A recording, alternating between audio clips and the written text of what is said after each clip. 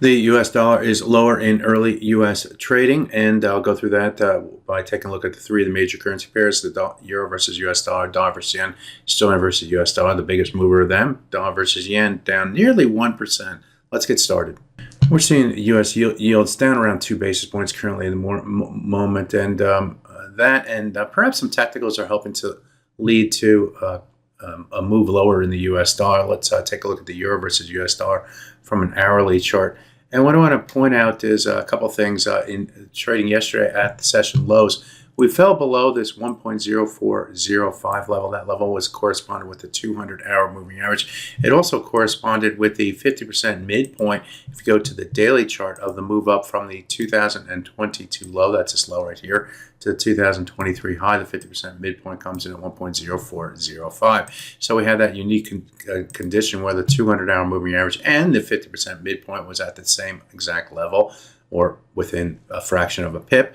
And the price actually dipped below both of those levels, opening the door for further downside. But what got in the way was the 38.2% retracement of this move to the upside. This is a February trading range, the 38.2% retracement of that range came in at 1.0397. Also, the natural support at 1.04. So, as you can see, the price got below one or two technical levels, but could not get below the next one.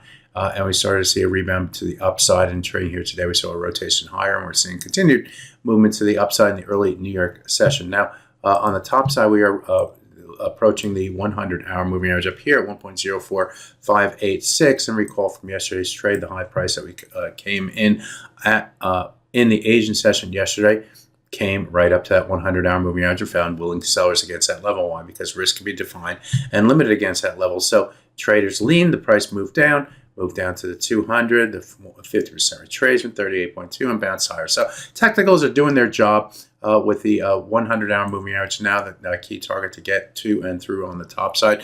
If we get above that, we still have this swing area up here up to 1.0467 to get through. So kind of like down here, we need to get below this level, and then the 38.2 up here we need to get above the 100-hour moving average and the 1.0467. So this area right here is key topside resistance, that if we broke above it, it would open the door for further upside. Conversely, if sellers come in and do what they did, like right here, but the opposite, then we could see a rotation back to the downside with the 200-hour moving average a target on the downside. So not out of the woods. I consider the technicals in the short term to be more neutral for this pair because of all this support and resistance holding. All right, so let's take a look at the dollar versus yen. I mentioned that it's down nearly 1%, trading near lows or making new lows as we speak. And in the process to the new lows today, we moved below the double bottom that we saw earlier this month near the 150.92 level. We moved down to that level, bounced a little, and then rotated to the downside with increased momentum. So this break proved to be instrumental. Also, in the process, we fell below this swing area right through here between 1.5119 and 1.51339. Getting below that level was also a invitation to move lower, move below this level, and open the door for further downside momentum in the dollar versus yen. We're going to have to take a look at the daily chart to see where we're at right now. And as I mentioned in trading yesterday, that if we do break below the this low right here, it opened the door. Really not a lot of support until we start to get down toward maybe this low right here before we moved higher, or the 50% midpoint of the move up from the September low to the high price that we saw in the month of January. That 50% comes in 149.22, and it still remains the downside target for this pair. So we're pushing to the downside. We're doing what we're supposed to do. We'll see if that area or if that momentum continues and we start to move down toward this 149.22 level. So far, the low price in trading here today came in at 149.70.